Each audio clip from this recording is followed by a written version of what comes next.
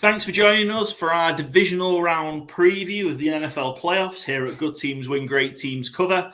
We're down to 8 teams.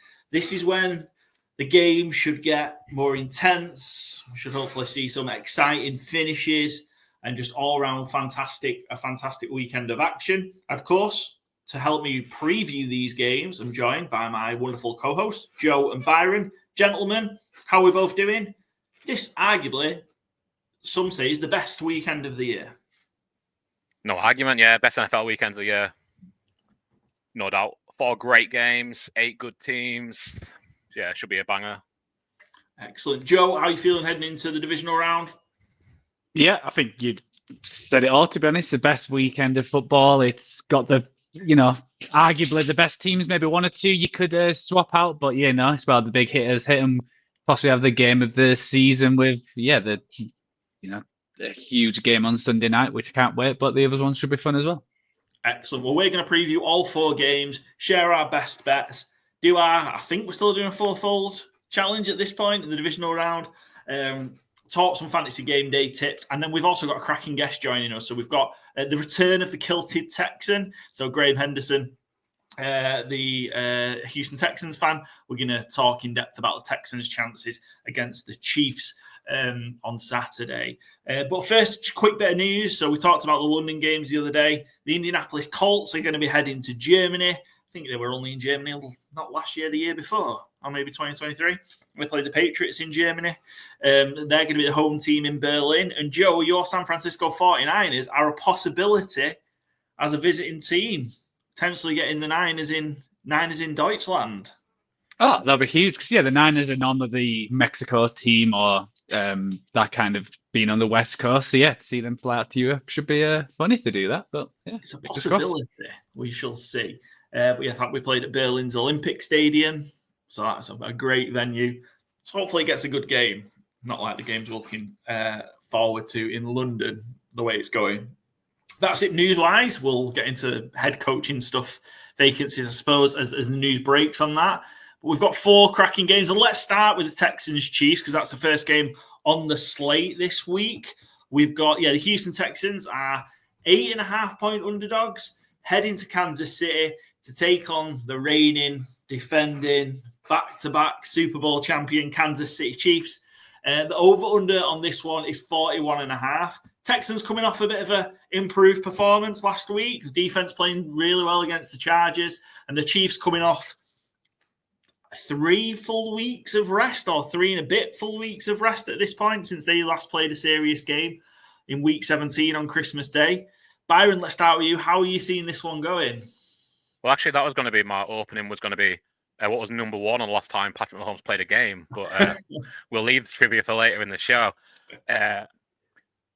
With some teams, I might have some concerns about having so much rest, but Andy Reid, Patrick Mahomes, the amount of veterans they have in there, Steve Spags, obviously, Chris Jones, Travis Kelce, real leaders.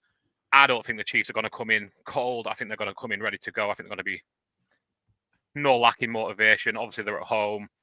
Arrowhead is going to be rocking. Last week, I think we, to be fair, all 3 of us went with the Chargers against the spread as 3-point favourites.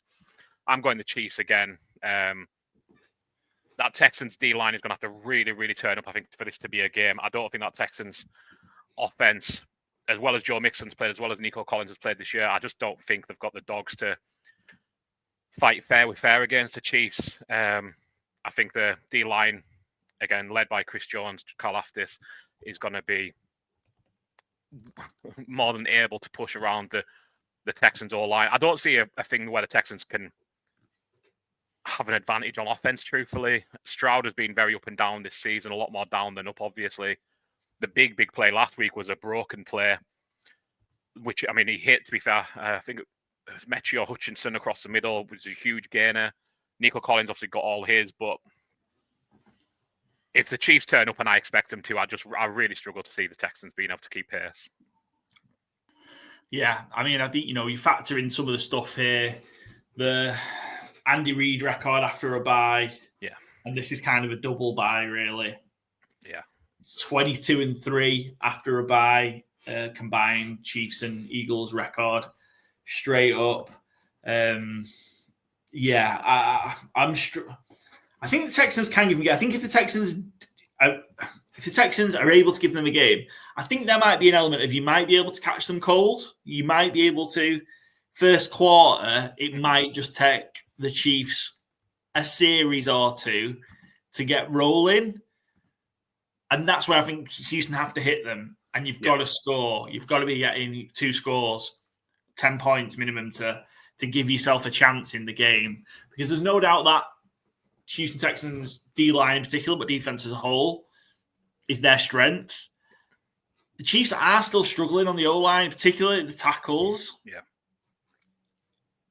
I think you can't afford that offense like you did last week against the Chargers to have such a slow start, because realistically they could have been 3 scores down against the Chargers before anything on offense happened. So you can't afford that just kind of nothing start on offense. So I think if the Texans could hit them hard, hit them early, I think there's a chance where they do make it a game. I realised I went through all my blurb there as well. I didn't actually cover what my bets were. Yeah. What have you gone for, Byron? So I went from a home stab 2 or more passing touchdowns at minus 160, just short of even money. And then a little revenge game narrative. DeAndre Hopkins get a touchdown plus 265. I think DeAndre Hopkins is being kept in wool quite a lot by the Chiefs. When he's needed to, he's still showing that he's a good receiver. I mean, that might be underselling it a little. But he's more than capable with, again, having Marquise Brown coming in, Worthy, Kelsey. It's got to be hard to cover everybody. I don't know what Stingley's assignment will be in this game. But even if he's one-on-one on Hopkins, DeAndre Hopkins can just outbox anybody in the end zone. So, yeah, I've got Hopkins anytime touchdown plus 265, which I thought was really good value considering some of the odds on touchdown scores were like minus 150, minus 110s. To get Hopkins at nearly plus 300, I'll happily take that. Excellent. Joe, how are you seeing this one going? Yeah, sorry about that. Step away. If I cover something you already mentioned, I think it could be I know you've got the over. I'm thinking could be under. I think it's going to be a very slow start from both teams. I don't really think that Texans offense is fixed. I think the Chargers gave them way too much opportunity with all the interceptions and turnovers to get going, but it still didn't feel like a great offense. And you're playing a defense who, no matter what they do in the regular season, they always turn up for this playoff. Spagnuolo always cooks something up. They've had 3 weeks to figure out a game plan for both of these teams. So, yeah, I think the Texans offense isn't going to come out firing. But I can see KC having a slow start as well. I know the 3 weeks and it's the case and it's KC and all that kind of stuff. But I can see the first quarters being a struggle. Again, throughout the year, they've struggled, most games for all 4 quarters. So I think they're going to struggle the first quarter and a half, and it's going to be like, oh, this is interesting. But then I feel like they're just going to pull away, and it's going to be, I think the Texans are going to be able to get to KC, but then suddenly they'll be winning by 10 points just because Mahomes has just done one of his typical drives where he goes down the field, 10, 12 plays, get a touchdown or 2, and then there's no way back for the Texans. So my bet is, as I mentioned last week, it's time for the big players to step up in the playoffs, and and I think Travis Kelce is going to step up, and I think he's got 2+ touchdowns at plus 850. And it's maybe what Byron mentioned. I'm not quite sure where Stingley's going to line up. He's definitely not going to go against Kelce, so I think Kelce could get plenty of targets if Stingley marks him out the game. And my other one is for the both tight ends. So Kelce and Schultz to get 50+ receiving yards, and that's a plus 400. The Kelce bet was plus 850. But I'm seeing a low scoring game, but the Chiefs pulling away early second half, and it's a comfortable victory mainly because of their defense is going to be able to keep this Houston Texans team under control. And yeah, I heard you mention as well, you can't do what you did like against the Chargers because the Chargers are the Chargers, even with Harbaugh there, and somehow give it away. The Chiefs are the complete opposite. You have to be, 10 out of 10 to even compete and try and knock this team out of the playoffs. And I don't think the Texans are there 10 and 10. And it would be 50-50 if they could play to their full potential anyway. So yeah. Fair. I mean, I might have outthought myself here on the over. Reason being, I've gone the under on with the Texans a lot on when they've played under teams. And it's caught me out. Those games have hit over. So when the Texans, who are an under team, have played other under teams this season, the overs hit. So I've just flipped it and gone for the over on this one. And the history between these two teams does suggest, potential for points, but these are two very different teams, I guess, from previous matchups. Last 6 meetings between these two have hit the over. Last 4 meetings in Kansas have hit the over as well. So I'm guessing the last playoff game was the divisional round when they're leading by 24 points in the second quarter. It was the 51-31, and this is the third meeting in the playoffs between these two. The Chiefs have won by an average margin of 25 points in the previous 2 games. Even the first one was a beating. But I kind of might have outthought myself a little bit, but I've just got length for the over because I've been caught out on backing Texans unders a little bit. And I've just gone for a Mixon and Pacheco rushing receiving yards parlay plus 260. I'm expecting Pacheco in the playoffs to be, much bigger part than he has been since his return. I think they've kind of been holding him back for the playoffs. Run the ball in the playoffs. It worked for them so well last year. So, I can't see why they wouldn't go for a similar strategy again, even against their defensive front. But it's Pacheco, 50-plus yards. So even if he has a bad day, probably still get there. And then Mixon needs to be a huge part of this game plan, 75-plus. I think it's easy against the Chiefs to come away from the run because they're so good, but you've got to make them work. Mixon 75-plus rushing receiving yards. Pacheco 50-plus, plus 260. Right, that is the first one in the book. Next up, we've got our Saturday night game, Commanders at Lions. So the Washington Commanders are 9.5-point underdogs on the road in Detroit against the Lions. The over-under in this one is massive. It's 55.5 points. I'll start. It's too many points. I've gone the under. Lions are struggling for bodies defensively, but Anzalone's back, and obviously he's been back the previous week. They've had the bye as well. I like him as the lead, obviously as the leader of that defense. That's huge. It's not just the position he plays; it's the organization. It's the getting people in the right places for play. So I think that makes a big difference. I think the Lions are going to be a lot sounder defensively than people have made out. So I like under 55.5.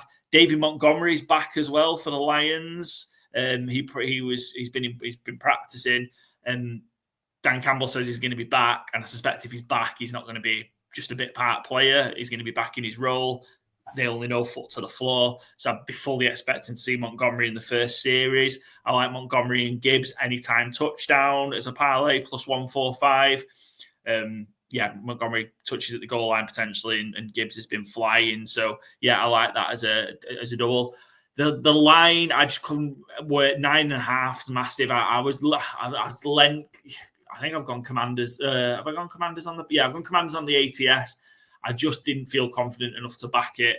I just don't know with that line because the cardiac Commanders, as we seem to be calling them now, are just taking these games close to the end and finding ways to win. Not sure they can do it in this one, but maybe they can keep it close. Joe, we'll go with yours next. Yeah, I wish there was a bet where it could be more fourth and, go in for it on fourth downs and punts would have been a nice little bet because both of these teams and head coaches love to do that. We did see, I don't know if you saw the stat that why am I blanking on the quarterback for what Commanders? Jaden Daniels. Sorry, my brain just wasn't working then. Jaden Daniels I think he's had more games where they've not punted or turned it over than like some, Tom Brady, Peyton Manning, all that kind of stuff. But it's also a bit like, because he's got a head coach who goes for all these fourth downs and all that, which I technically don't know why it's not classed as a turnover for not getting fourth down. At least which way so turnover on downs don't count. I agree that it should be a turnover because it's literally the title. But I think I've gone the under as well. I haven't gone a bet, but that's probably where I would go if I would go anywhere, just because I think it could be a tight affair. I think we always expect the playoffs to be these really exciting points kind of games. And I think last week proved it's not the case. There's people get tense. They don't want to give, a loss is end of your season. It's easier to, go big time in the regular season because you can normally bounce back. So I think teams are more cautious, and 55.5 is a lot of points. I think both teams are going to probably get around the 20 mark, mid-20s. You know, I think the Lions will win, but I've also got the Commanders to cover just because how big it is. But yeah, I expect the under. I think it's going to be a tight game.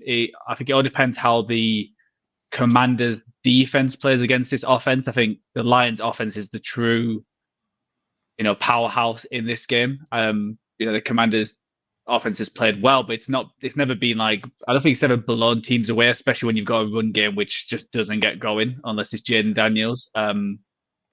So yeah, it's how this Commanders team step up against a run of the Lions with their offensive line, and how they just stop try and get Goff into these third and long situations, because I think that's the only way they're going to beat them. And I think it's going to be I think it's going to be, if the teams play how they normally play, it's going to be a lot of long drives, slow and steady, similar to how like the Commanders game. When there was only 7 possessions in the second half, it was one of them crazy ones. So I think it's going to be similar. So my bets, I've got Terry McLaurin and Amon St. Brown to anytime touchdown scorers at plus 280.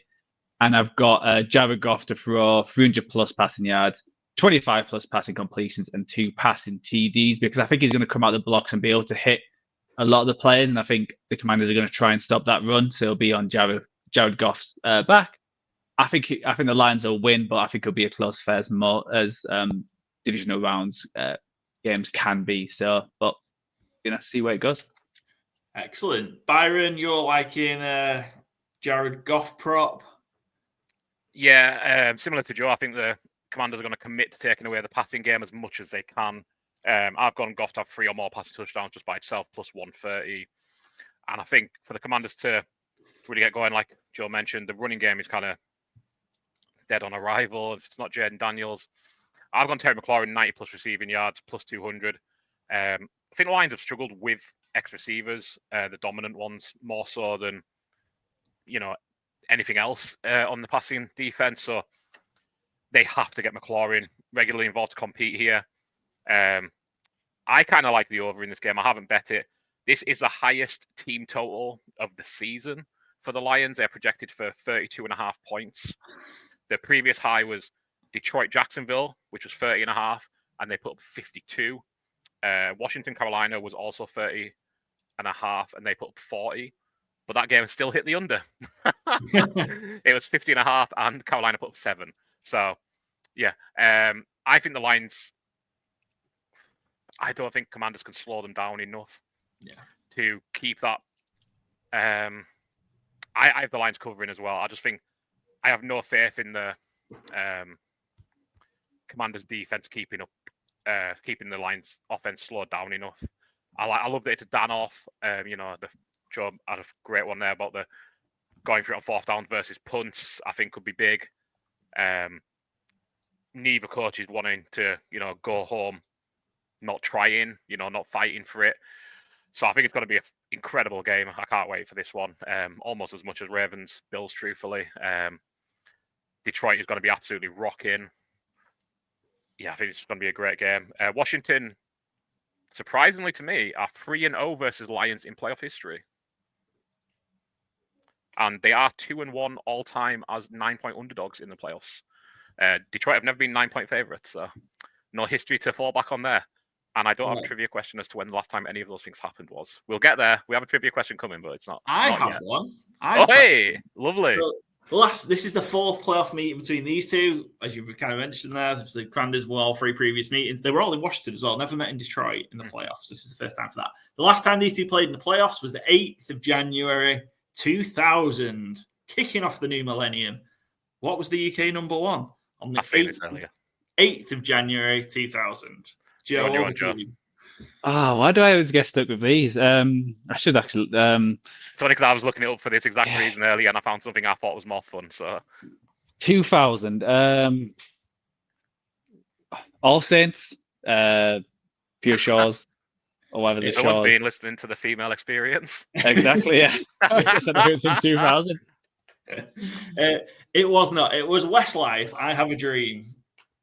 Oh, an absolute banger. And the Commanders have a dream right now. I've got a quick fact for you as well. So the Commanders are the 9th team listed at 150 to 1 or longer to make the divisional round. So that was the start of the year. There was 150 to 1.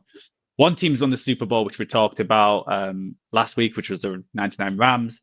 One's lost in the Super Bowl, and one's lost in the conference championship, and five have lost in the divisional round. So it's the odds are usually that they don't make it past divisional round, but you never know. They could join the 4 teams which made it even. Well, the 3 other teams that made it further. So yeah, Commanders going above and beyond. Is it a question or? If you want to guess who lost in the Super Bowl, I'll shout that one out. And that was in recent times. Oh, recent. I was going to go the 2000 and the Panthers team that Patriots beat in 2004, maybe 2003. But I'm guessing it's not that if you say in recent times. So it was the Bengals in 2021. Yeah. Oh wow, Bengals that's a against great the Lions, one. yeah. They were that. I mean, yeah, they are the Bengals. Yeah. It was only year 2 of Joe Burrow, wasn't it? Coming back off the knee injury. Yeah. Casey's rookie year. Yeah. Great Excellent. trivia question, Joe. Good stuff. I just had one last stat. The Commanders started the season with 5 road overs. Their first 5 road games hit the over. They've gone 4 road runners since. So I'm thinking maybe we might even this up. 5, yeah. 5 and 5. Excellent. Right. Any more for Commanders Lions? We're at good pace this week, guys. Yeah. Good pace. I would have said let's if the Lions win, let's try and not get any more injuries, because obviously they're like, even when they beat the Vikings, that Zeigler's out, Wakestraw's out, Carlton Davis is out. It's I think that they're big players, but they should be able to. But like when you're playing against, if the favourites get to the Eagles and then one of the big 3 in the AFC, then these injuries start stacking up, and I think we all want the Lions to win, especially on the NFC if it comes side. to versus the Eagles, especially. Yeah. One last quote I just wanted to shout out from Dan Campbell early in the week. He always has something good normally for us. When asked about the Lions' difficulties covering the great rushing quarterbacks, he said, "Well, show me a team that doesn't." So yeah, fair enough. If you can manage to slow down Lamar Jackson, Jaden Daniels, Josh Allen, then you should be working in the NFL, because no one in the NFL knows how to do it. So yeah, of course, good stuff. Should be a cracker on Saturday night. Into Sunday, then, sticking with the NFC, we've got the LA Rams, Los Angeles Rams, 6-point underdogs on the road against the Philadelphia Eagles. The over-under in this one is 44. Joe, let's start with you. How are you seeing this one going? Philly, relatively big favourites at home. Rams coming off a slightly shorter week. Yeah, I'm still leaning the Eagles. I think how they played last week, even the Jalen Hurts didn't have a great game. I still think they control that game against a good Packers team. The Rams did show out, but if their defense played incredible, but I don't think they can do that against this Eagles offensive line. I think the Vikings had a few injuries, which certainly didn't help. I think that even if they were fully fit, I don't think they'd be on the same level as this Eagles offensive line, and they've got an amazing run game, which I think they're going to lean heavily on. So I think it's going to be a huge Barkley game again, with Hurts throwing when he needs to throw. I think it's going to be a tight affair. I've got the under. I think both of these teams have been struggling for it just feels like a struggle on offense, unless it's like Barkley having a massive, a run. So I think it's going to be again one of them where it's going to be long possessions, especially for the Eagles, and then it's just going to be a tight affair and the Eagles to edge it at the end. My bets are, so going along with that, my bets are for both the quarterbacks have got over and under in the passing yards. So I've got Hurts to be under 204.5 and Stafford to be under 226.5 passing yards as a little parlay there, plus 220. I think both teams are going to try and run it quite a lot, and it's going to be a very low scoring. Defenses are on top until there's some big players by. I think Barkley's still going to be the guy who's going to be the difference in this game. And my other bet is that there's going to be a special team or defense anytime touchdown, plus 260. Just like I mentioned, I think the defenses are probably the better on both. Like what half of the Rams played yesterday, the defensive side was the best aspect of both teams. And I think they can get at these quarterbacks, and both of them are susceptible to an interception and a fumble unless they just throw it into the ground, and happy days. So Stafford's a smart player there. So I think it could be a defensive run back, either interception or fumble. So those are my 2 bets.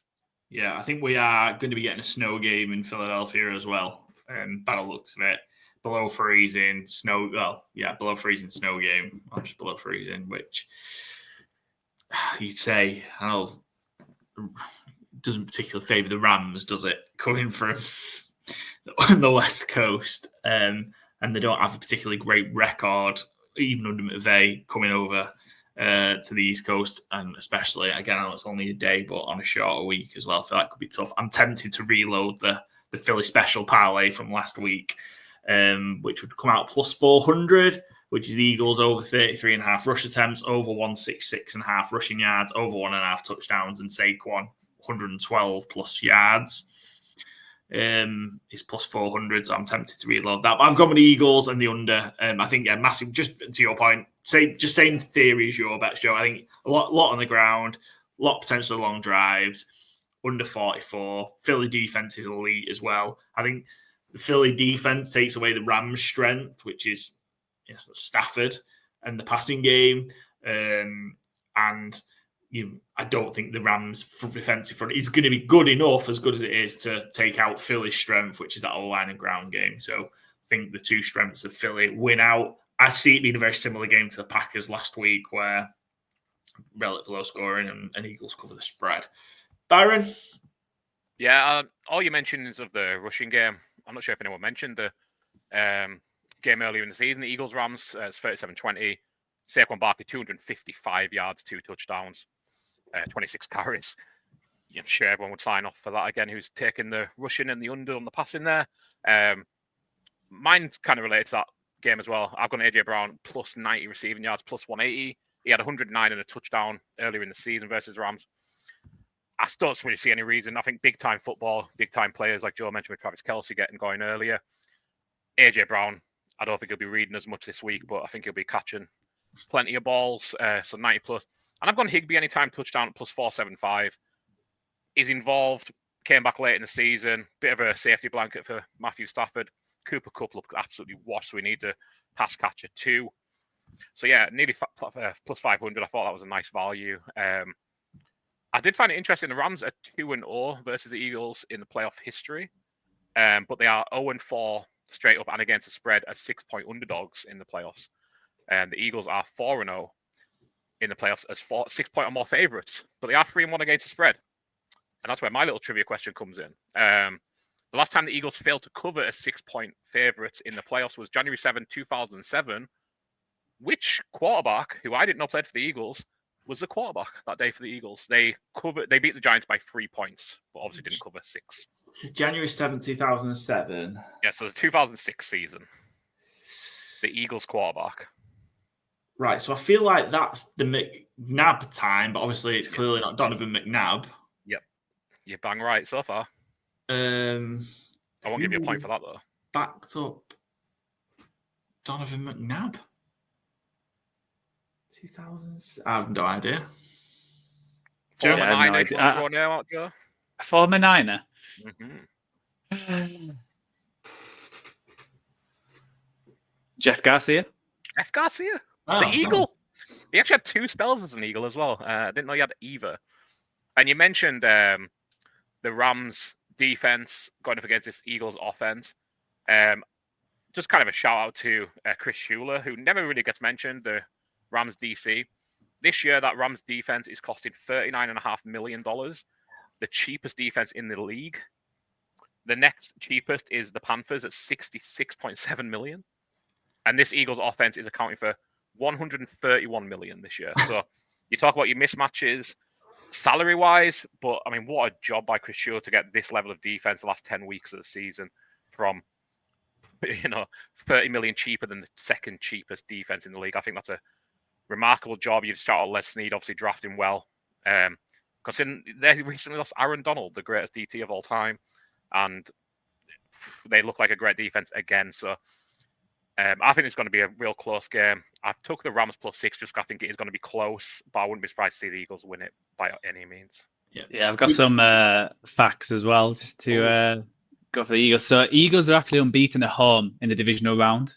They are 6-0 covering the spread 5 times. Hurts has played in 3 of the games he's 3-0 straight up and against the spread, and they've covered the spread by 16.8 points per game, while the defense in them games have allowed in total 24 points across them 3 games. Wow. So if they do something similar, obviously it's the Eagles going to the conference game. But with Matt Stafford, he's turning his career around as being an underdog. So Stafford being an underdog in December, he was 6-24 straight up. But in 2024, he's managed to turn that a little bit around, and that he's now 3-0 as an underdog, winning by 8.7 points per game. So he was historically terrible as an underdog after December or later. But this year is 100%. So we'll see if he can continue that. And that just primarily because he was on really, really bad Lions teams, though, is that? Yeah, I guess that's a lot against the spread, right? No, that's straight up. Yeah. Okay. Yeah, Detroit in December, I don't think was usually a winning organization. I'm on it with the number one questions this week as well. You can have another. So these two, again, like weird that we've just seen these games where there's so few times these teams have played in the playoffs before. So this is only the third meeting between the Rams and the Eagles in the playoffs. The last time these two met was the 27th of January, it's your boy's birthday, 2002. What was the UK number one? Oh, as I turned 13. Oh God, that's depressing. So 2002. I'm gonna go blue too close. 2002. Sorry, Byron, I was talking when you said. Sorry, blue too close. It was not blue. No. What a banger!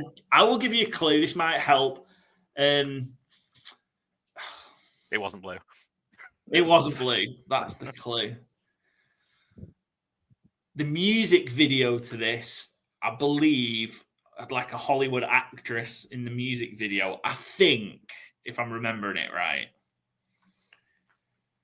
Oh, that's made it more difficult. I was going to go with Beyonce, but no. Hollywood actress in the music video. I'm going to fact check myself on that.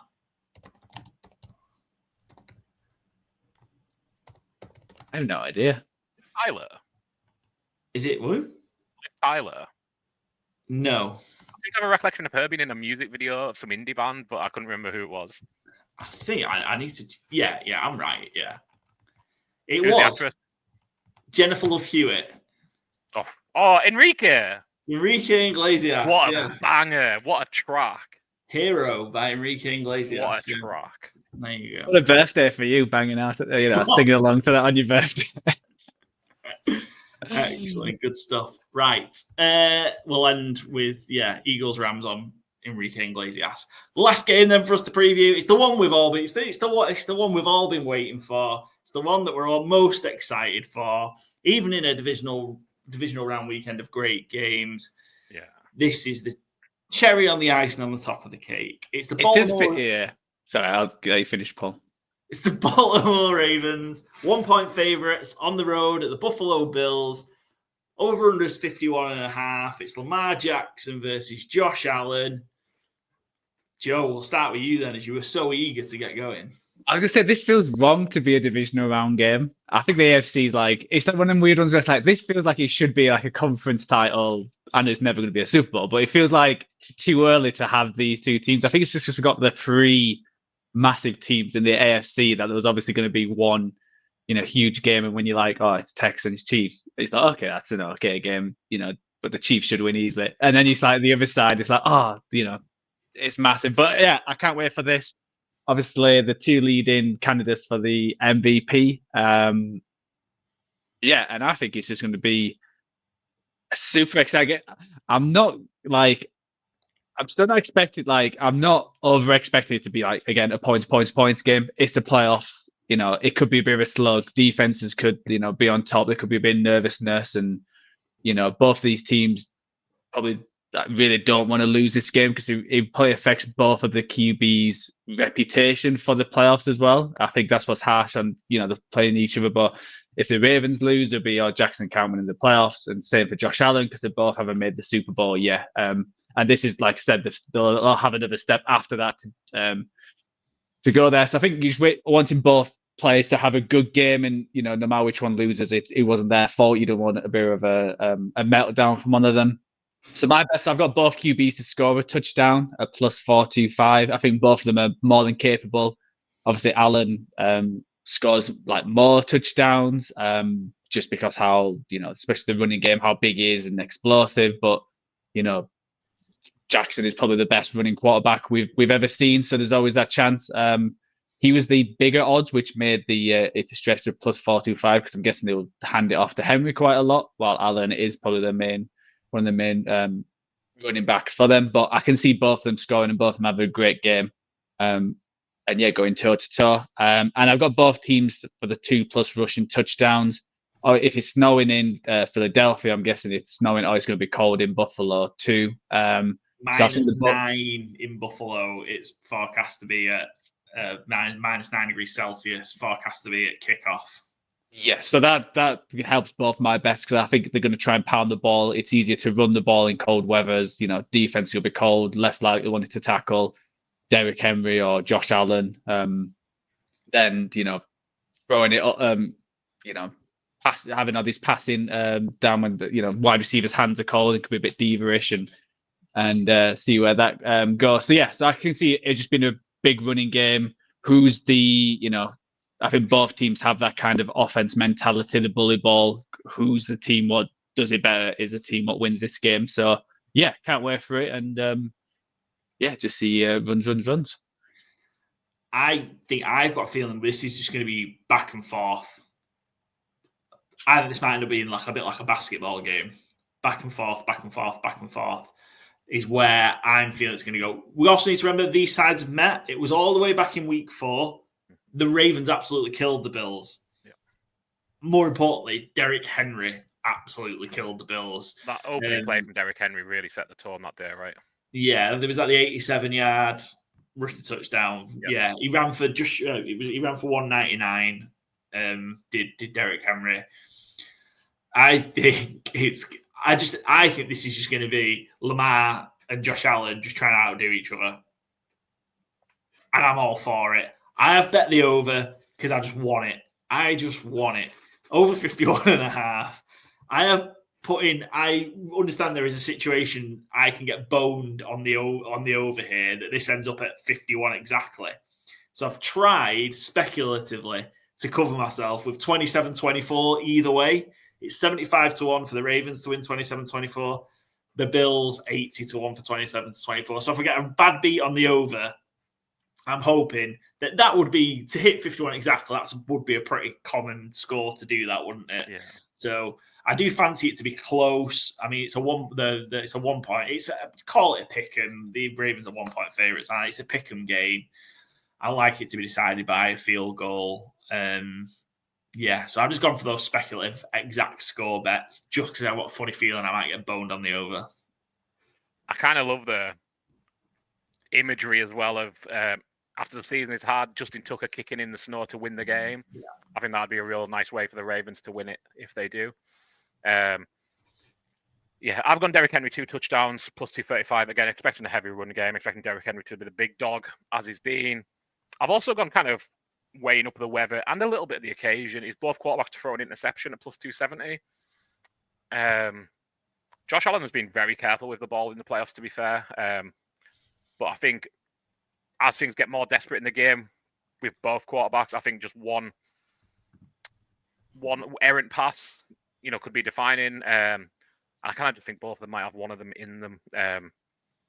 Especially with both teams' pass catchers not quite where they'd want them to be. I think Zay Flowers still missing practice, not sure where he's at.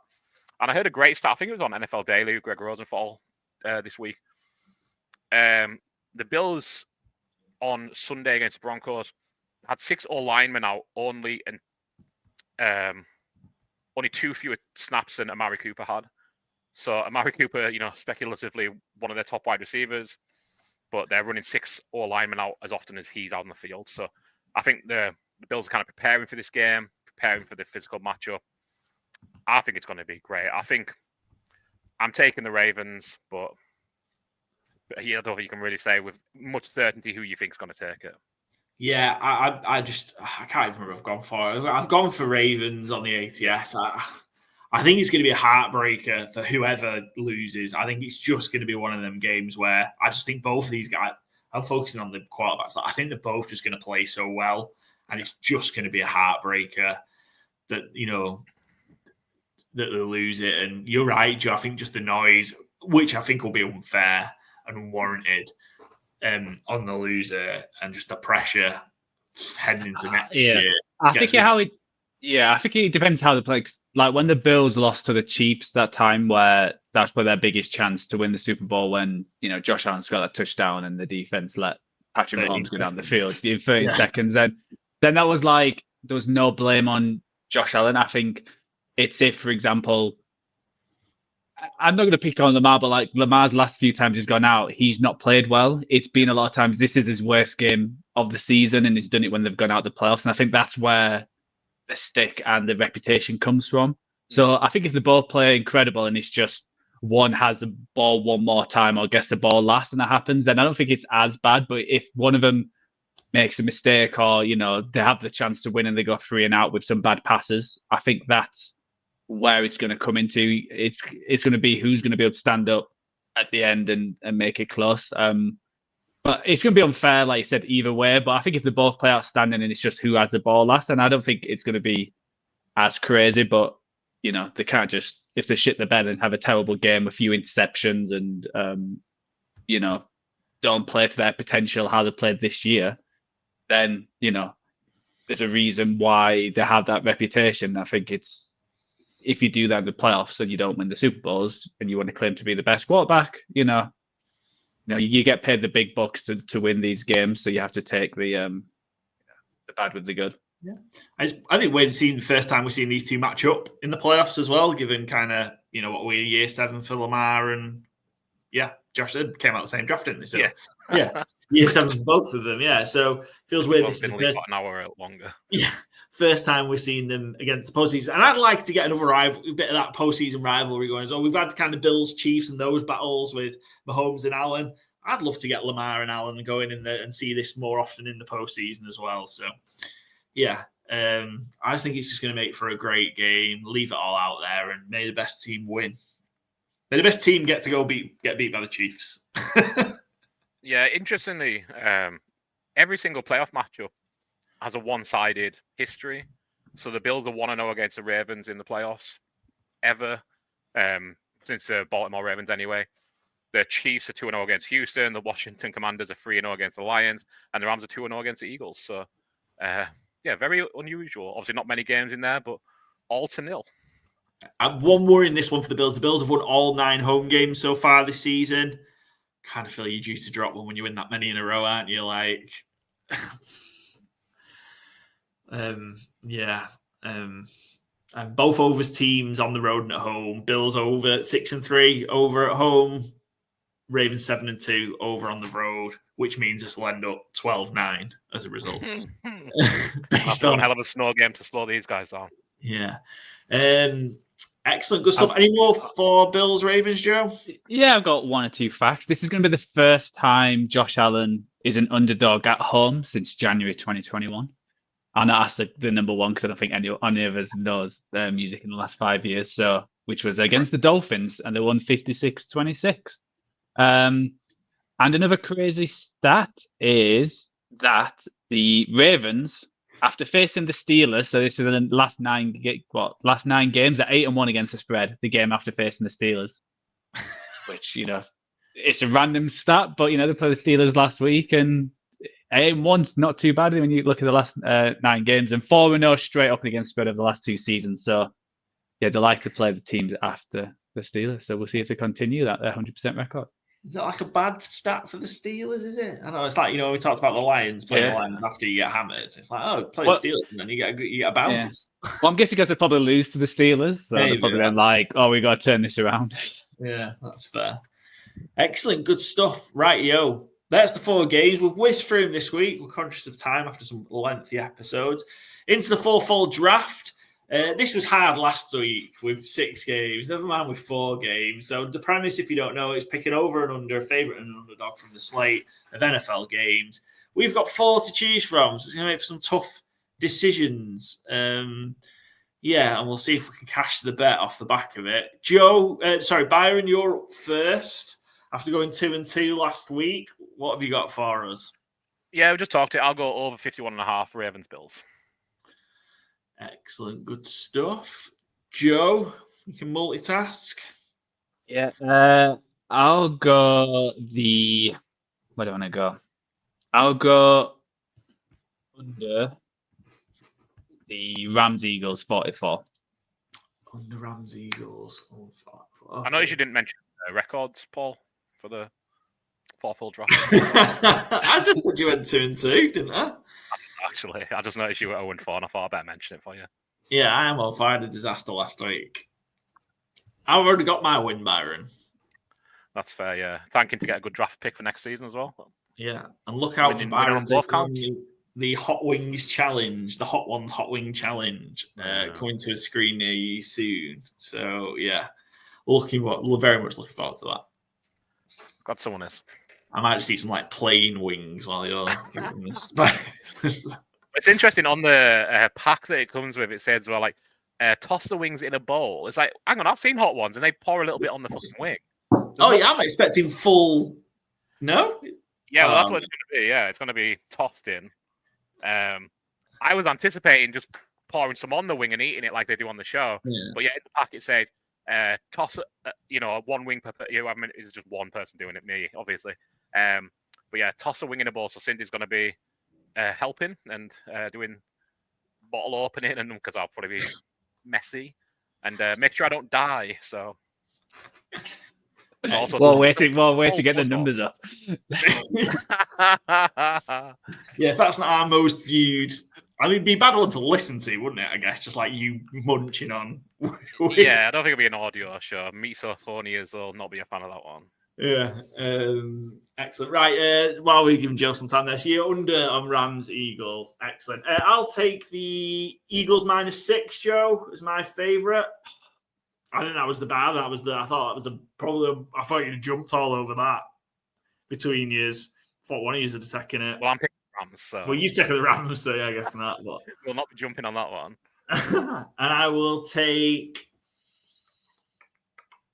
over the tough 41.5 Texans Chiefs. 41.5. This is tough, isn't it? It is really hard. Why did we do this? Well, it's the last week. It's the last week of it, so yeah. Are we down to 2 next week? Yeah. Okay. So I need an over. I don't like any of the overs. I've got unders in all of them. That's the problem.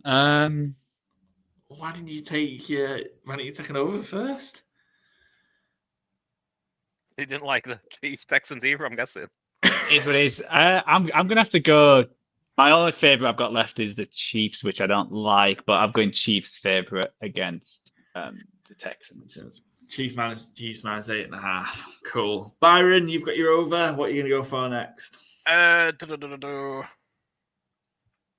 took the under on the Rams. I'll take the underdog Rams +6 as the only underdog I have on my slate. And I need to take an under. So what we've got already in play. We've got that one. I think he said Bills Ravens. I'll take the Chiefs under 41.5. Go head to head with Paul. And then I know I'm getting my favourite on the way back. Yeah, there's a lot of that going head to head here, inevitably, isn't there? Just the way it's going. So, I'm gonna have to take my underdog next, I think, because I only have one. It might go. Well, you'll take your last 2 picks with your last 2 picks, yeah, because back to back. Sorry, I lost track of where we were. Sorry, but what did you just go for then? Did you go under the Texans? Yeah, I got an under 41.5 Texans at Chiefs as my 7 pick. Okay. And I went the Rams +6 as my 6 pick. Oh, fuck now. We're going head to head on both of those. Oh, no. Oh, no, it's okay. Okay, right. That's cool. Okay, I'll go while we're waiting. So I need an under. No, I need an over. You need an over and a dog. Yeah, so I know what dog I'm going to do. Like, none of you have gone for the dog in that one. I'm just going to go Commanders Lions over. Fuck it. Let's hope for an exciting game. Yeah. The There thing we is, go. Joe, I know you say none of us have gone for it. That doesn't stop me taking it in the fourfold, though. Oh, typical Paul, He goes both ways, just so he wins either way. No, my issue is that I've gone 3 favourites, 1 underdog. And it's, do I like the big underdog with the points, or do I just take the 1 point underdog? Is that giving myself a better chance? I do think the Lions win that game. And the Bills could just win at home. And therefore, do I make you take the Commanders? I don't know where I'm at now. I need an underdog. So give me under 55.5, Commanders, Lions. So Joe's got to go in a minute, mate. I know, yeah, sorry. I'm just trying to think what gives me the best chance. Joe, I'll be nice. I'll take the Commanders plus 9.5. Very much. And I'll take the Bills then at -1. Bills plus 1, yeah. +1, yeah, of course. Well, I'll take a -1 as well if you want.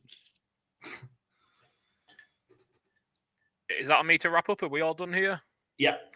Well, obviously, I'm going in the Dan Ball. My man, Dan Campbell, -9.5. Fair. Have to. I just 9.5 is a lot. It's a lot. It is a lot. But if there's a man who can,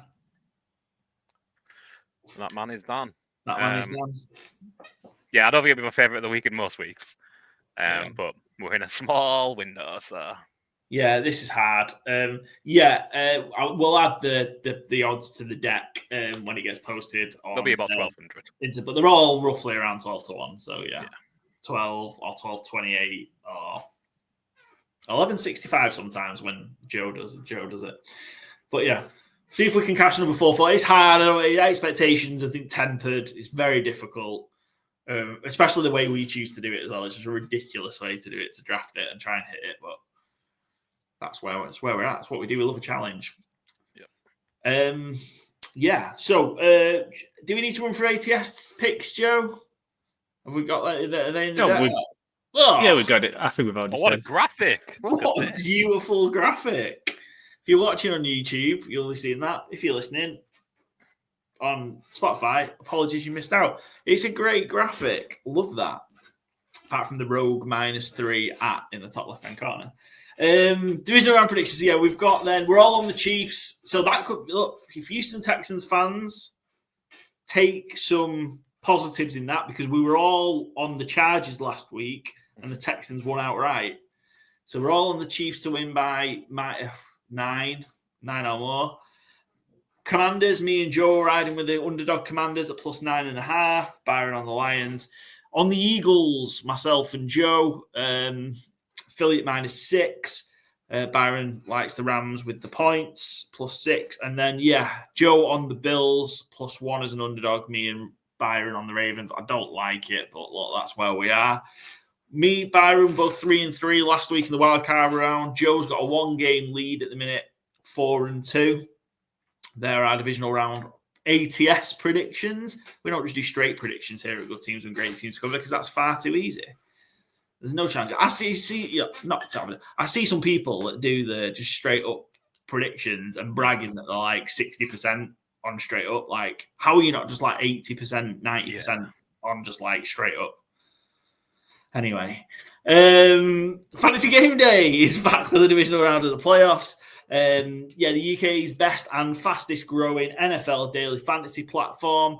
It's back. So it's got options for standalone games, so the divisional round games, plus a classic version of, so that's a no captain option of DFS game for all weekend. So all 4 games. That's the one we'll be playing. I think it's a £5 entry for that one. And your boys cashed last week. I think we finished 39th out of 200 entries. So got ourselves a nice £13 to go into the pot. But yeah, we'll go for our selections. Joe, do you want to start off with yours for your quarterback shout? Yeah, obviously there's only 6 quarterbacks to go for. And I've gone Jared Goff. I think he wasn't obviously not the highest. I think it was 3rd or 4th at 7,200. I think if it gets to around 55 points, he's going to get He's going to get plenty of points, and I think, like we said, I think the Commanders are going to try to stop the run. So therefore, it'll be on Jared Goff to throw it quite a bit. So I've gone for Goff as my quarterback. And not against Tampa Bay Buccaneers this week, Jonah. Correct. I'll fix the other one. I know you're doing it. Yeah, Goff against the Commanders, 7,200. Byron, you've gone the opposite. Joe in that one? Yeah, a little more pricey. Jaden Daniels at 7,800. It was really tough picking a quarterback this week. I think, a lot of good games, but snowy games potentially, obviously, in the Philadelphia and Buffalo games. So Jaden Daniels, again, he has that rushing floor. He also has that rushing ceiling, which, if he can run in for a touchdown or two, goodness me, you're breaking the slate, I think. So I think he's worth paying up for this week when I think there's some pretty good values, the flex positions on the sheet. So, yeah, I think it's worth paying up for Jaden Daniels at 7,800 because he is, to me, probably most likely to break the slate as a quarterback this week with the weather conditions of the others. Excellent. I've gone for Jalen Hurts. We had no push touchdowns for Jalen Hurts last week. I'm expecting it this week. So, I've got Jalen Hurts just because he's obviously the rushing threat a little bit at the lower price. I thought of the mobile quarterback, so frees up a little bit of bunts for you elsewhere. And I also like Diami Brown as my cheap wide receiver option. He had a real good game last week. Obviously scored, which helps massively. Scored a touchdown. So, yeah, they're around 3,200. Proved himself to be a very, very useful piece of that offense. So, yeah, I like him to get enough targets, to get a decent score. And if you can, if he can find the end zone again at 3,200, could be a good differential difference maker for you in your lineup when, again, we're only down to 4 games. Byron, your wide receiver? DeAndre Hopkins, I already mentioned him as my touchdown bet for that game. At 3,400, I think, again, really cheap value play. Allows you to get a bit pricey on your running backs, which I think could be good plays in those weather games. So, yeah, DeAndre Hopkins, 3,400 versus Houston. Excellent. Joe? Yeah, I've got Shakir for the Bills against the Ravens at 4,600. If you can get, he's clearly put their number one wide receiver for that team. So if you can get number one wide receiver at 4,600, and I think he's just so secure and he gets plenty of targets from Josh Allen. So if he does throw it, it's normally going to Shakir, who doesn't drop many. So at that price for, the main wide receiver on the team, I think it's a great shout. Yeah, and then finish yours off then, Joe. You've got Travis Kelce against the Texans. Yeah, obviously I got the bet on 2+ touchdowns. Big players turn up, and he's the biggest on their team who turns up at the playoffs. I think they're going to try and throw the ball a lot to him. He's the best tight end in the league. Especially, he could be the best scoring tight end ever. So I think he's going to have another huge game. They really want that three-peat, and I think he and Mahomes are going to be the 2 superstars to get him there. So I can see him getting a touchdown or 2, and it's worth investing in that tight end. Excellent. And Byron, you've taken another piece of the Chiefs' offense. Yeah, you shouted him out as one of your bets with Joe Mixon. Isaiah Pacheco, 3,600, I thought was an incredible price. He has been slow going since he came back from injury, but he's had a lot of rest again. And yeah, I just think he's going to carry the rock a lot this week, as Kansas want to do in the playoffs. So yeah, I was surprised he was as cheap as 3,600. And again, going these kind of players just gives you the opportunity to, stick a Barkley or Henry and whoever your want is at running back. Yeah, Pacheco certainly will be 3,600 next week. I think that's for sure. Yeah. I've got David Montgomery. Obviously, back. We talked earlier. He's back from injury. I think he's old. I think Campbell says he's pretty much going to play. So if he's playing, he's going full tilt. I don't think they're going to protect him. But I think he's going full tilt. I think he's going to be good for a touchdown or 2. David Montgomery, £5,600. Potentially, if you don't want to go the Gibbs route, because naturally he's going to negatively impact Gibbs. Obviously, he's been flying, and Gibbs is like 8. He's the similar price to Henry, and Barkley's up at the 8,000 range. I think you get your value in Montgomery, spend elsewhere. Excellent, gents. We did it. An hour, incredible for us, given our history. Turns out we just need a quarter of the games as usual. Yes, that's it. We just needed 4 games. We're going to finish off this episode with our guest. A fantastic one, a returning guest and friend of the show, the Kilted Texan, Graham Henderson. Always great to chat with Graham.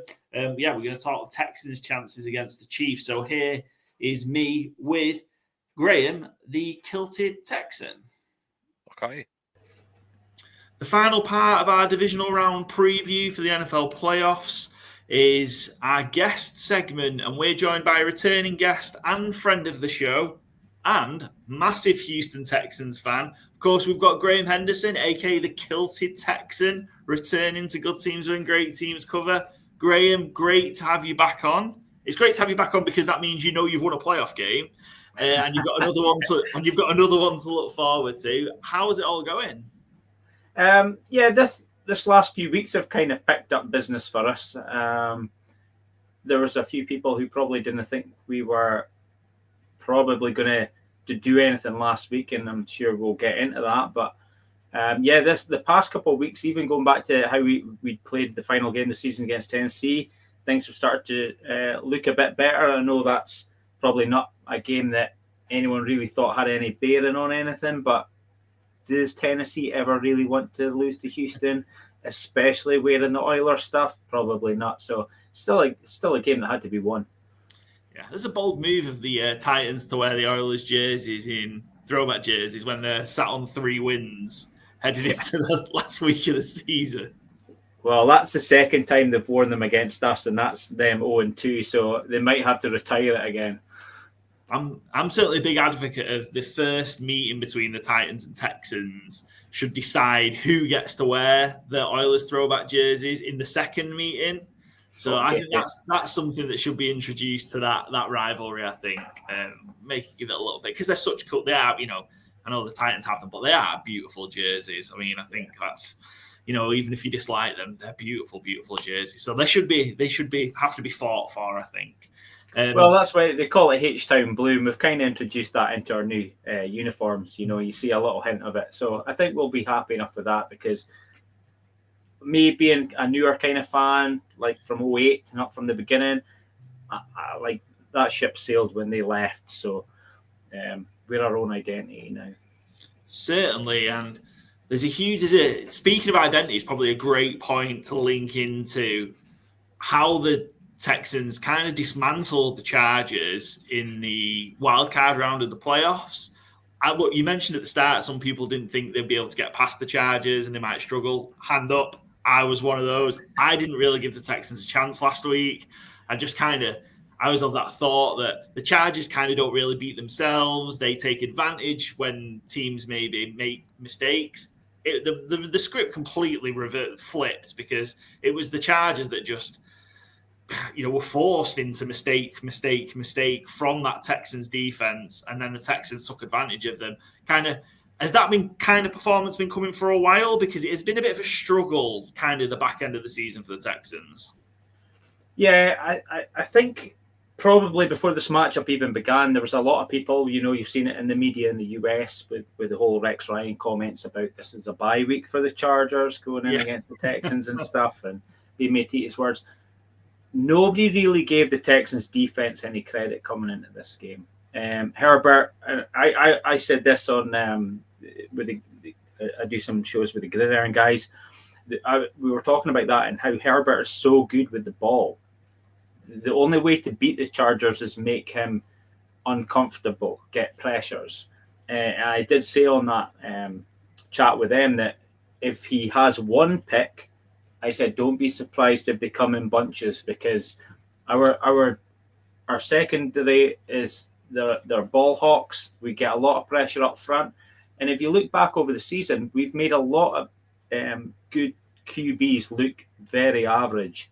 I think even Good Morning Football did a segment on it the other day talking about how Josh Allen was, 9 for 30 or something in the meeting against the Bills. Jared Goff threw 5 picks when we played the Lions. We have big performances on defense against good quarterbacks, and we've seen it again against the Chargers. Yeah, that Josh Allen game you mentioned, that was, I think, statistically the worst passing performance of Josh Allen's career. and he's possibly going to be the MVP, and he's got that game in his season against the Texans. So I was really, really impressed, and I kind of felt it was going to need to come from the defense if the Texans were going to have a chance. And boy, did it! Stingley is just unbelievable, an absolute beast, and that line is scary. Anderson's Anderson, Hunter, the highlights of it, but just Justin Herbert just was never allowed to settle. It was never easy, and his numbers kind of inflated with that one Lad McConkey touchdown. But outside of that, it was a real struggle for the Chargers. They seem to get going offensively a little bit as well, the Texans. I think that's potentially been the other slight on them, maybe again the back end of the year, and that's tough because injuries are a big part of that.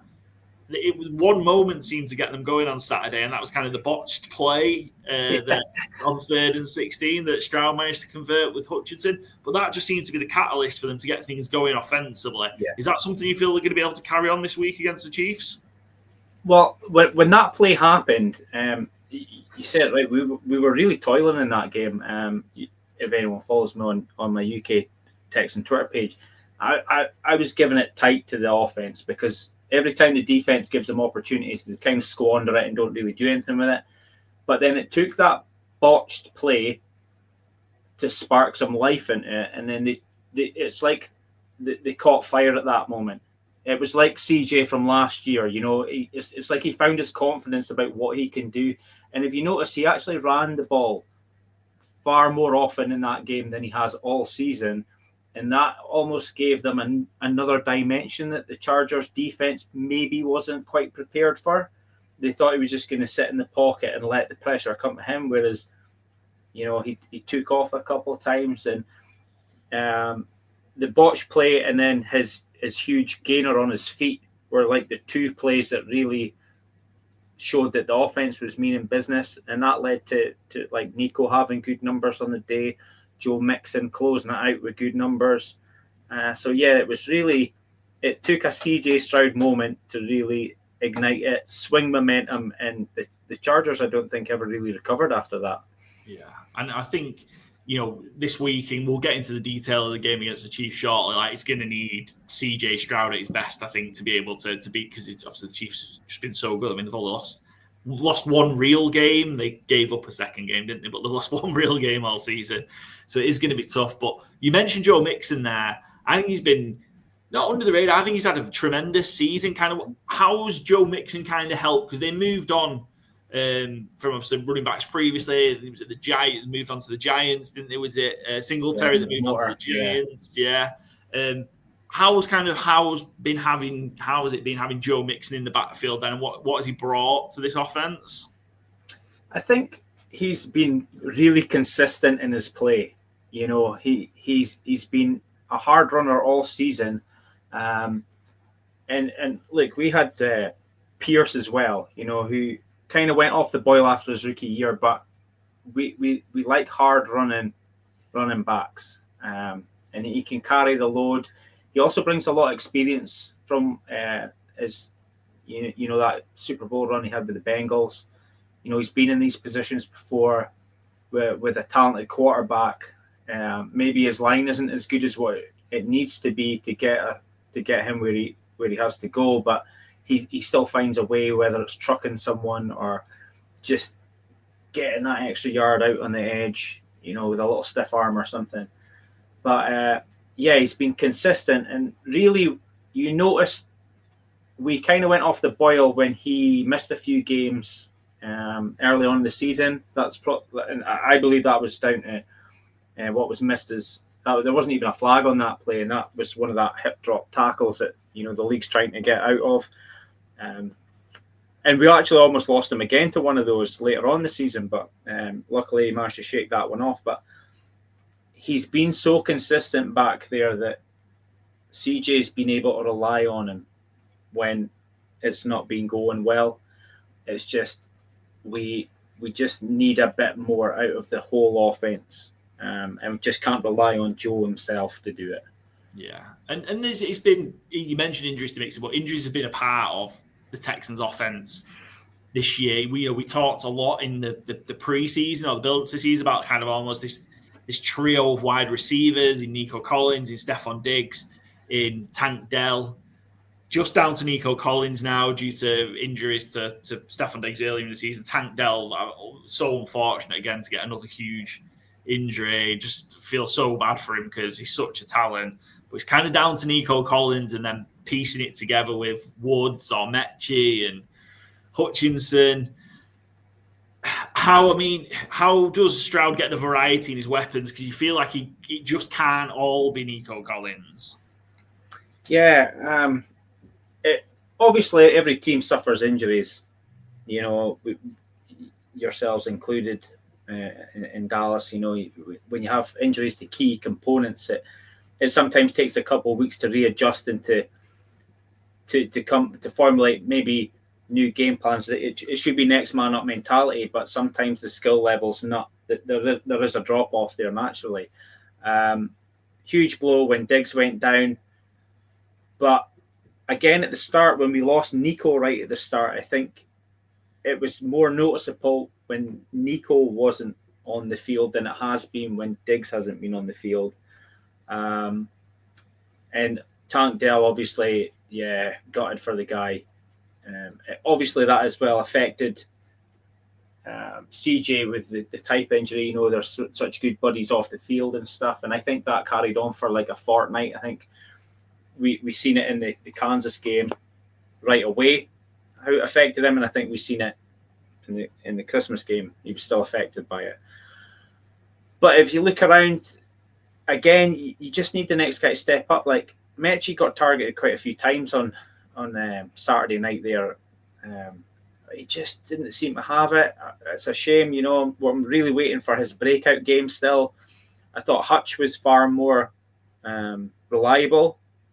Even on that broken play, when they look back at it, you just seen how much he was still keeping the play alive. He was still searching for space, and that ultimately led to a 34-yard gainer or something. So, yeah, Hutch is far more reliable. Schultz hasn't been the Schultz we were hoping for, and unfortunately, we just placed Cade Stover on IR this week with a broken collarbone because I reckon he's tight end 1 just now. So there you go. That's another blow at tight end. So we just have to find a way to work through these injuries. You know, Mechie will be. I think they'll probably do a lot of work in the lab this week, trying to get the chemistry going with that too, because they definitely need to find another outlet other than Nico, because even if he's double teamed, he can still get the yards. But can you rely on that against Kansas away for an entire game? I don't really think so. So let's hope they can scheme up some plans for Mechie and Hutch. Yeah, they tried Deontay Johnson, who's bounced around this year from Panthers to the Ravens, and then the Ravens ended up with the Texans. The Texans said goodbye to him yesterday, I think. Yeah. What were any kind of rumblings as to what was going on there with Deontay Johnson? Obviously, it was a chance. You kind of know going in that it's probably not going to work, given, you know, if the Ravens are bouncing people quickly, they're a pretty, you know, well-run, settled organization. Any rumblings as to why it just didn't quite work for Deontay Johnson in a short time? When you look at Texans, like social media and that, and I don't mean the Texans themselves, I mean like everyone who affiliates themselves with the Texans. You know, there was a lot of people saying that he looked dejected after the game. He wasn't really celebrating with his teammates. He was a bit frustrated and annoyed because he'd only been targeted once in the game. And really, if you win a playoff game, it shouldn't really matter how it comes. You should just be happy that you have another one. So I think from what I'm seeing is maybe the team chemistry wasn't there, you know, wasn't seen as a big enough team player, which is a shame because I think he would have. I was actually looking for to add him more into this week's offense, but like the fan base seems split on it. Half of them are saying that we should have just kept him on. Other half are like, yeah, see you later, we don't need it. And so it's a tough one. But I believe that Alshire and Mixon, I think, they were both over speaking to him in the locker room after, from reports that I'm reading, trying to G him up and get him going, get him lifted, lift the mood and stuff. But and that's team captain guys, and I don't know if they maybe I have no idea. I can't say for sure, but yeah, maybe not the best guy in the locker room at this time of year. Yeah, definitely not. You know, recognizing the problem, definitely right to kind of get rid. And it's shame that it's just difficult to find people that can contribute that late on in the season when you've got, you know, important guys going down injured. So it's a shame it didn't work, but, you know, right call, move on. We'll come up with another plan. Speaking of which, Texans are huge underdogs going into this week against the Chiefs. I think they're 8.5-point underdogs on the road in Kansas.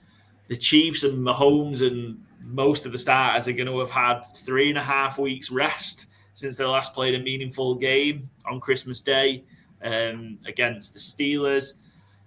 You guys played them the week before in week 16, so just before Christmas.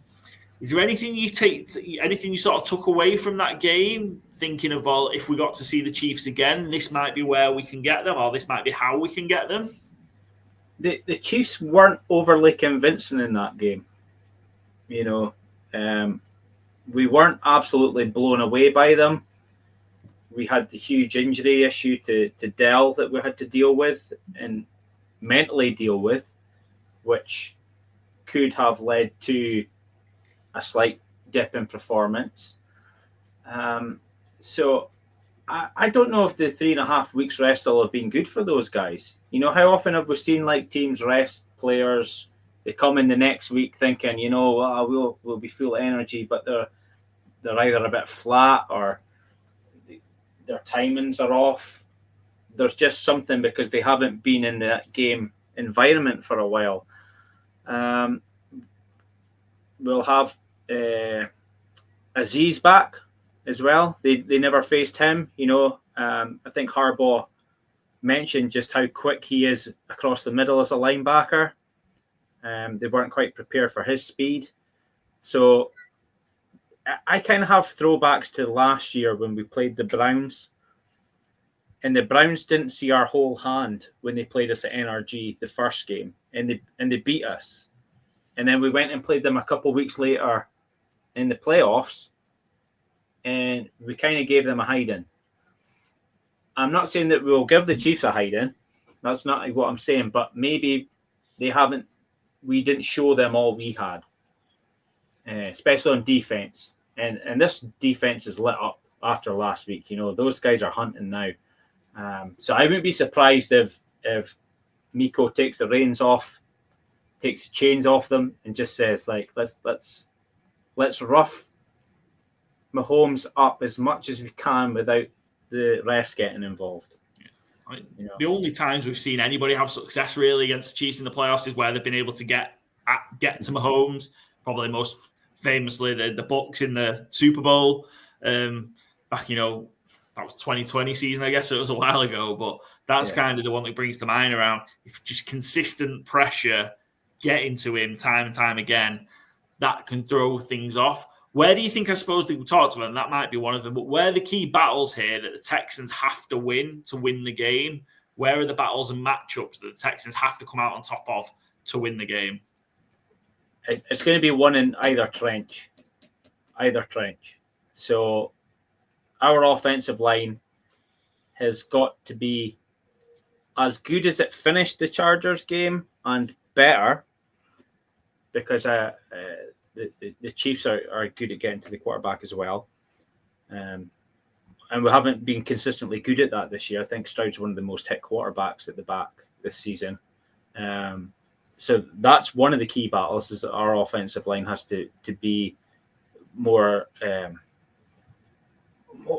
don't know, I was speaking to my pal Ewan the other night about it, more intense. They have to be grimier, you know, they've got to have a bit more fight about them. And then on the flip side, our trench on defense has just got to get as much pressure, get as many home run hits, and forcing out the pocket, but forced out the pocket and contained. Yeah, you know, that's key. Yeah, just don't force him out if he's going to gain 15 yards with his legs. You know, make sure that you're forcing him somewhere he doesn't want to go, but you're still containing him in a place where you can watch what he's doing. Like Denico Autry, he had a game last week.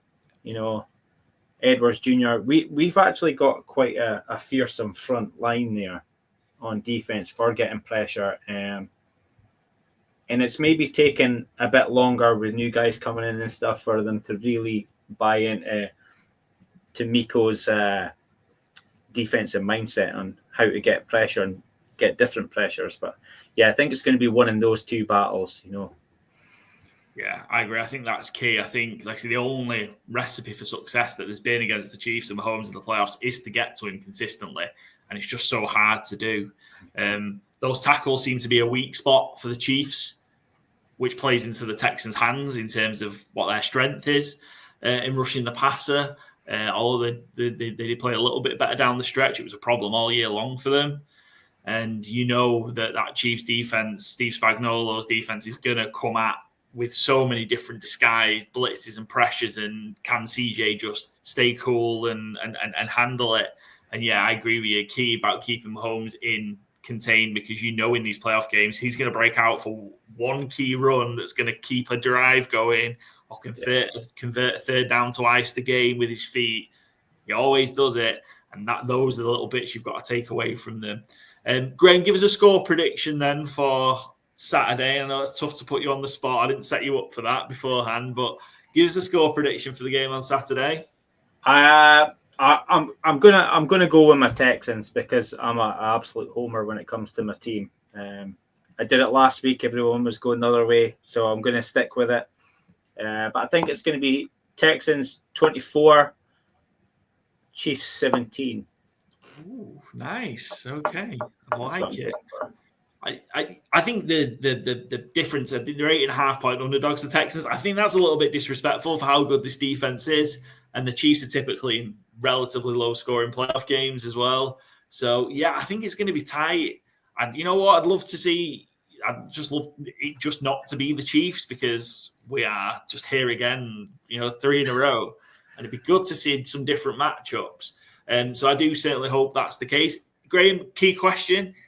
If they go further, if they get to the divisional round or a conference championship, are we going to see you there? We know you'll have a trip out there. Yeah, well, I've totally bottled it on this trip. I was looking. I know one guy that I'm good pals with. He's heading out there today. But no, I can see if we get past this one, I'll look at it again. You know what like it is being a UK fan trying to travel over there. I was out already this season for 3. I've seen them 4 times this year already. Oh, amazing! Yeah, that's so, fantastic. Yeah, one of them was in Canton as well. So that's like out with the proper season. So to squeeze in any more big trips, I'll need to start following your betting tips and maybe start getting some wins off of that to fund my lifestyle. Okay. Well, fingers crossed, like I say, if you do, if they get through, and fingers crossed they do this week and beat the Chiefs. Hopefully, if you get out there for a conference championship game, or who knows, you might be in New Orleans come the second Sunday in February. Who knows? But Graham, thanks ever so much for coming on. We always appreciate you jumping on and talking about the Houston Texans with us. Great to have such a dedicated supporter on repping your team here. Good teams and great teams cover. That wraps up our division preview episode. So good luck to Graham and his Houston Texans, and good luck to everybody else in the divisional round of the playoffs. We'll be back on Monday to do our review episode of the divisional round, and we'll start looking ahead to those conference championship games.